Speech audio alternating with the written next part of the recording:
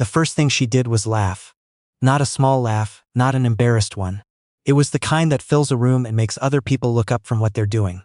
Audrey Clements stood behind the counter of her alterations shop and laughed while the woman across from her said things that would have made a different person cry. "This is a joke," said the woman, whose name was Serena Voss. She was 41 years old, wore a wool coat that cost more than Audrey's monthly rent, and had the particular energy of someone who had never once waited in a line that didn't part for her. "You're telling me that my dress, which I paid $1,200 for and brought to you 6 weeks ago, isn't ready." "I'm telling you," Audrey said, setting down her scissors, "that the dress you brought me had 3 inches of beading along the hem that you didn't mention when you dropped it off. I told your assistant, who told you.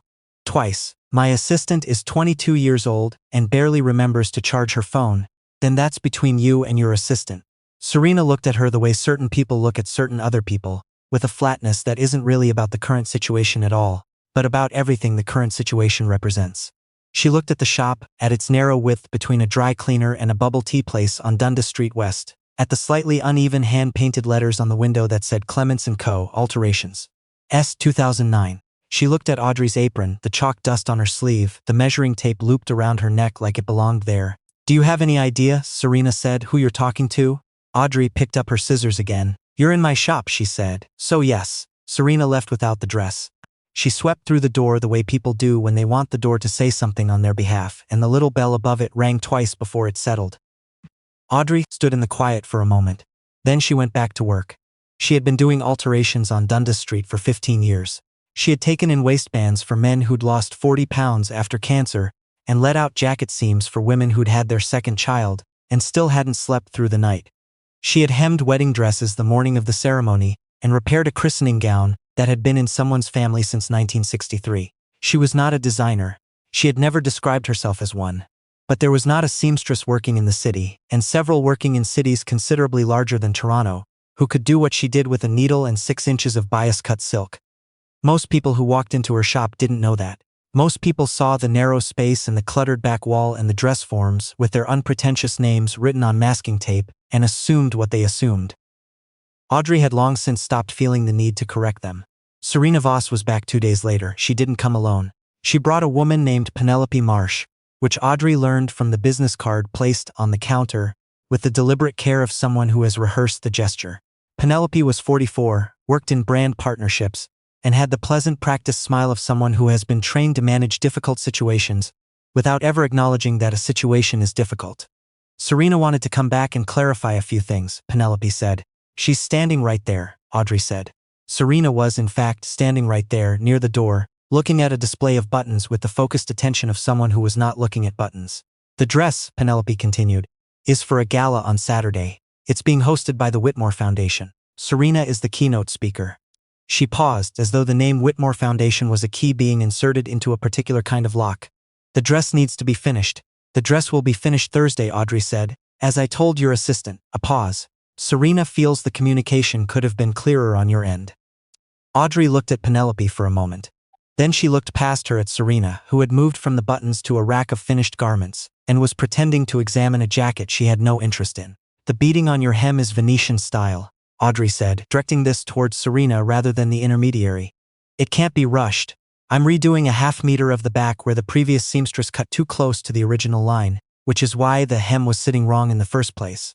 If you'd brought it to someone else, they would have taken in the whole hem, and the beading pattern would have broken symmetry. You'd have noticed it in photographs." She set down the garment she was holding. "Thursday, noon, it will be ready." Serena turned from the rack. Something in her expression shifted. Not into warmth, exactly, but into something more honest than the flatness she'd had before. She didn't apologize, but she nodded. Penelope picked up her card from the counter and left it there anyway. The dress was ready Thursday at 11:30. When Serena came to pick it up, she tried it on in the back fitting room, and when she came out and stood in front of the 3-panel mirror, she was quiet for a long time. "It's better," she finally said. "Not better than when she'd dropped it off. Better than it had been when she'd bought it." "I know," Audrey said. She charged the original quoted price, plus the additional work. Serena paid without discussion. After she left, Audrey's part-time assistant, a young man named Owen who was studying textile design at OCAD and had strong opinions about interfacing, looked up from the serger. "Was that Serena Voss?" he said. "As in the Serena Voss?" The one who's on the board of like 4 major arts organizations and basically controls who gets funding in this city? Audrey looked at him. Did you press those seams like I showed you? Owen looked down. Yes, then we're good. What happened next began 3 weeks later, though Audrey didn't know she was in the middle of something until considerably after it had started. A man named Fletcher Boudreau walked into her shop on a Tuesday afternoon. He was 63, had the deliberate movements of someone who had learned patience through practice rather than temperament, and was wearing a sports jacket that Audrey clocked immediately as a 90s-era canali that had been stored carefully for decades, and was still worth more than most things in the room. He said he'd been referred by a friend. He didn't say who. He had a suit, his father's, it turned out, a charcoal worsted from 1971, that needed alterations for a memorial service in 3 weeks. Audrey took it from the garment bag and spread it carefully on the table. It was old enough that the lining had started to separate at the armhole seam, and the trouser legs were cut in a silhouette that would need gentle intervention if Fletcher was going to wear it, without looking like he was doing performance art. But the cloth was extraordinary. She ran her thumb along the inside seam and felt the weight of it the way it moved. Where was this made, she asked. Montreal, Fletcher said. A tailor on St. Catherine. My father saved for 8 months to have it made. She looked up at him. He was watching her hands on the fabric, not her face, the way people do when they're trusting you with something. I can restore the lining, she said. I have a silk that's close. Not exact but close. And I'll open the trouser leg along the outseam. There's enough seam allowance to let it out without touching the original stitching. You'll never know it was done. Fletcher was quiet for a moment. He passed away in February, he said. Not as an explanation, just as context. I'm sorry, Audrey said. She finished it in 12 days and charged him her standard rate. When he picked it up, he stood in the same spot. Srinast stood and was quiet in the same way. My father would have approved of this, he said. Tell me about the memorial, Audrey said. She asked because she wanted to know, not because it was useful information. It was the kind of question she asked sometimes, and the answer always made the work feel like it had been worth something. Fletcher talked for 20 minutes. His father had been a civil engineer who'd come to Canada from Barbados in 1965 and had spent his career building things people relied on without ever knowing his name. The suit had been made for his daughter's wedding. He had worn it 4 times in his life, and all 4 times had been important. Audrey listened to all of it. She didn't know yet that Fletcher Boudreau was the founding partner of Boudreau Meridian Group, one of the largest independent real estate development firms in Ontario. She didn't know that he had been in quiet negotiations for the past 18 months to purchase a block of properties on Dundas Street West, including the building in which Clements & Co. Alterations had operated for 15 years. She found out the same way most people find out things they should have been told directly. From someone else, in passing, too late to be useful.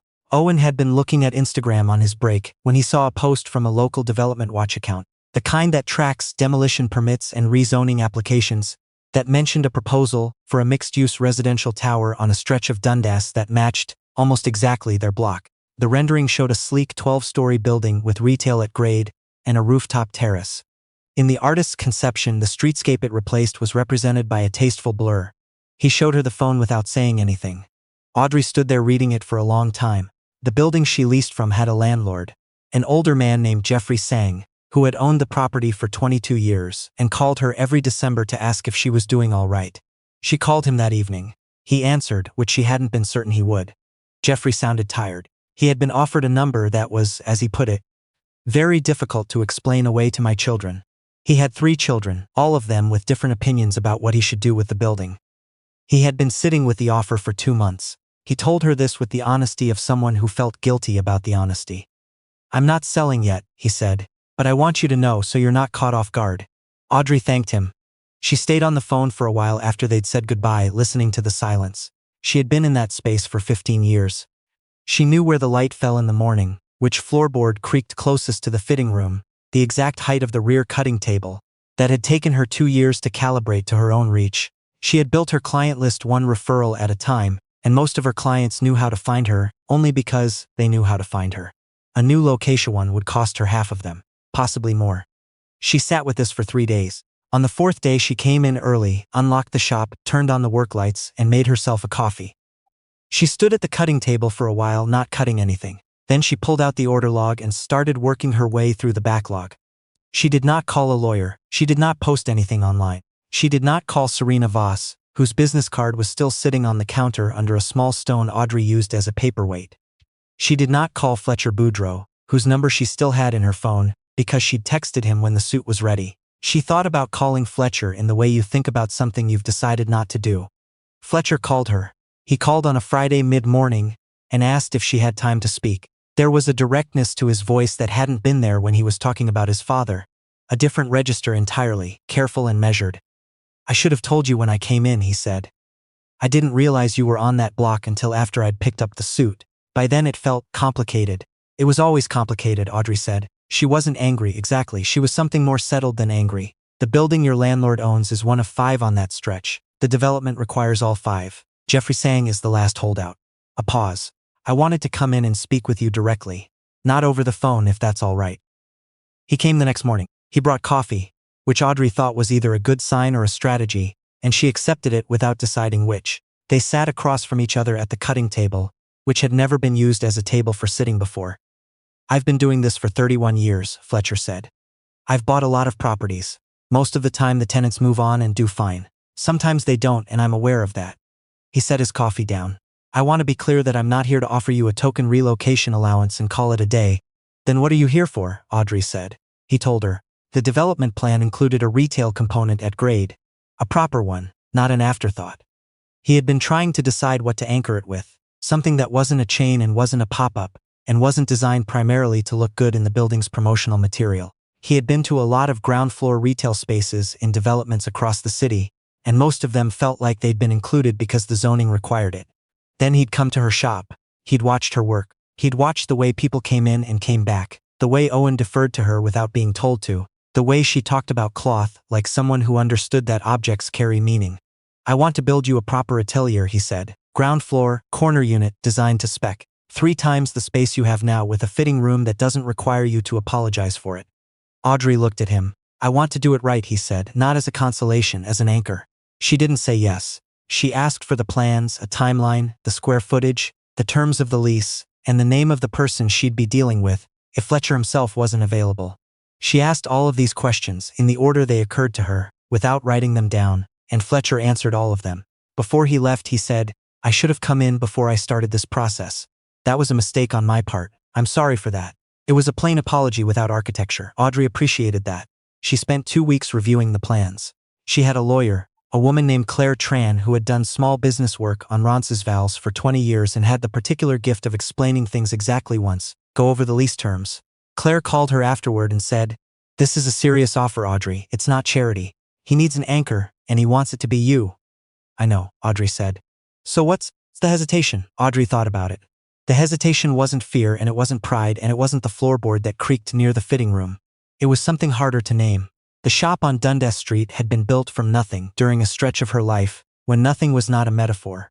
She had opened it 7 months after her marriage ended, and 4 months after her mother died, in a space she could barely afford, with equipment she'd bought secondhand from a retired costume designer in Etobicoke. She had not built it because she had a plan. She had built it because she needed a place to be, and this had been it. "I'll call you tomorrow," she told Claire. That evening, her neighbor, an older Cantonese woman named Bess, who had run the dry cleaner next door for 26 years, and whose opinion Audrey trusted more than most people's, knocked on the back door with a container of soup. They sat in the back of the shop and ate, the way they did sometimes when one of them had had a difficult week. Bess had already heard about the development through her own landlord, through her own version of the same conversation. "Are you going?" Audrey asked her. Bess considered this. "Jeffrey sold," she said. "Yesterday." Audrey set down her soup. "My landlord called me this morning. The new owners, your Fletcher's company, they came to me already. They want me in the new building too. Different unit, bigger, better ventilation in the pressing room." She paused. "I said yes, just like that?" "I'm 67 years old," Bess said. "I have pressing machines that are held together with prayers and a replacement part from a company that doesn't exist anymore. He offered me a proper pressing room with a new floor and a ventilation system that won't make my lungs feel like a wool sweater." She looked at Audrey. "What exactly are you holding on to?" Audrey didn't answer right away. Outside, through the front window, she could see the street under the evening light, the bubble tea place, the hardware store across the road, the particular quality of Dundas Street at this hour, which was not beautiful in any conventional sense, but was deeply, specifically familiar. "I built this from nothing," she said. "When I had nothing." "I know," Bess said. "But you don't have nothing anymore." It was not a complicated thing to say. It was true in a way that moved through Audrey slowly, the way warmth from a radiator moves through a room, reaching the far corners last. She called Fletcher the next morning and told him yes. The demolition took 6 months. The new building took 14.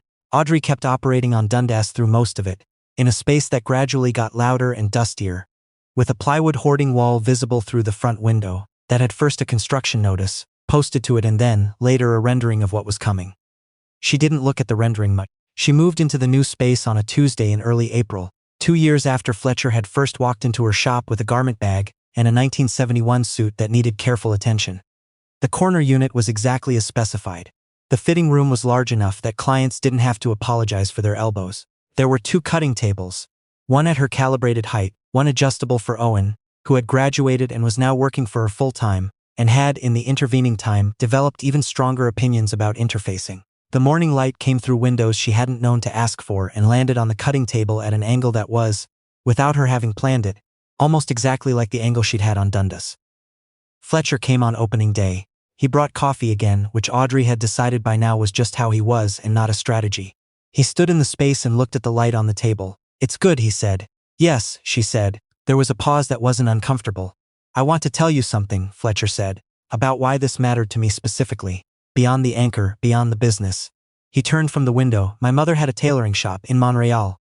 Not far from where my father's suit was made, actually." A brief pause.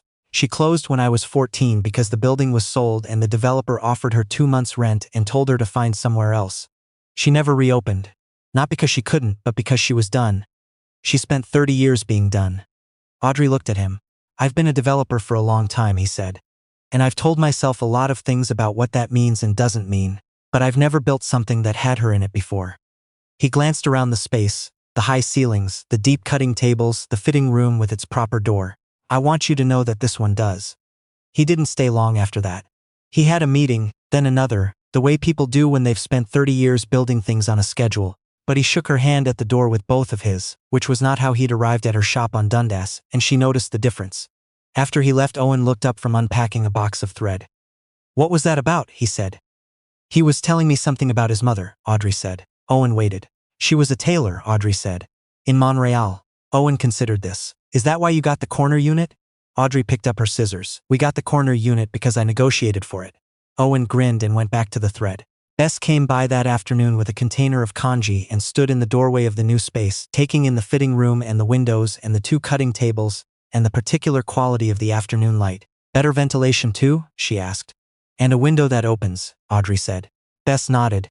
With the specific satisfactions of someone who has been right about something for a long time, they sat in the back of the new shop and ate, as they had done in the old one, in the comfortable quiet of people who don't need to say much to mean a great deal. Outside, through the larger windows, the street was still under construction in places, still becoming what it was going to be. But the light on the cutting table was exactly right. Serena Voss came in 2 weeks after the opening, without Penelope, without a business card, in a coat slightly less dramatic than the one she'd worn on Dundas. She stood in the fitting room and turned slowly in front of the mirrors, which were hung at the angle Audrey had specified, which was different from the standard angle and made a specific difference to how the shoulder read. "You knew what you were doing," Serena said. It wasn't quite an apology. It wasn't trying to be. "I usually do," Audrey said. She said it without sharpness, as simple fact. Serena left an evening gown for restoring, heavily beaded, damaged at one shoulder seam, the kind of work that would take 3 weeks and require her full attention. She didn't ask about the timeline. She said she trusted Audrey's judgment on it. After she left, Owen looked at the gown on the table and let out a low sound of impressed horror. "Venetian-style beading again," he said. "I know," Audrey said, already measuring the damage. "Put the kettle on." It was the kind of work that required patience and steadiness and a certain willingness to give the cloth what it needed without imposing anything on it. Audrey had been doing this long enough to know the difference between those two things. She sat down at the table, where the light came in at the right angle, and began.